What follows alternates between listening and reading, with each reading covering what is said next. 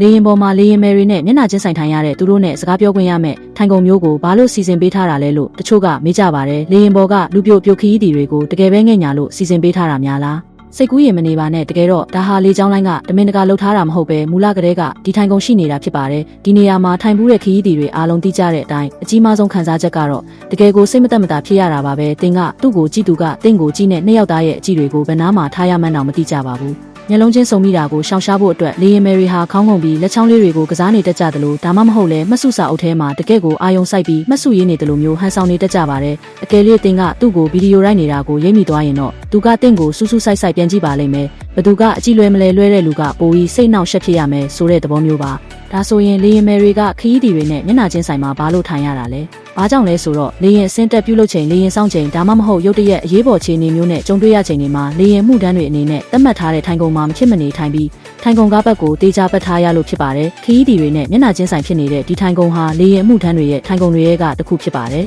ဒီနေရာမှာထိုင်ကုန်ကိုထားရှိရခြင်းရဲ့အဓိကအကြောင်းရင်းကတော့အရေးပေါ်ထွက်ပေါက်တကားနဲ့နီးကပ်နေလို့ဖြစ်ပြီးခရီးသည်အချို့ကတကားကိုမာရင်ပြီးဆွဲဖွင့်မိမှာကိုတားဆီးနိုင်ဖို့ဖြစ်ပါတယ်တစ်ချိန်တည်းမှာပဲအနေနဲ့တစ်ခုခုကြုံတွေ့ရတဲ့အခါတကားကိုအမြန်ဆုံးဖွင့်လှစ်ပေးနိုင်ပြီးလူတိုင်းကိုလင်းလင်းမြန်မြန်စွန့်ခွာနိုင်အောင်စီစဉ်လမ်းညွှန်ပေးနိုင်ဖို့ဖြစ်ပါတယ်နောက်တစ်ကြိမ်လေရင်စီးတဲ့အခါဒီထိုင်ကုန်နေရာကိုကန်ကောင်းထောက်မစွာနဲ့ရေးချယ်ခွင့်ရခဲ့မယ်ဆိုရင်တော့စောစောစီးစီးတိတ်ပြီးဝမ်းသာမနေပါနဲ့ဦးဘာလို့လဲဆိုတော့တင်းမျက်နှာချင်းဆိုင်မှာထိုင်နေမဲ့သူဟာလေရင်မောင်လဲဖြစ်နိုင်လို့ပါပဲ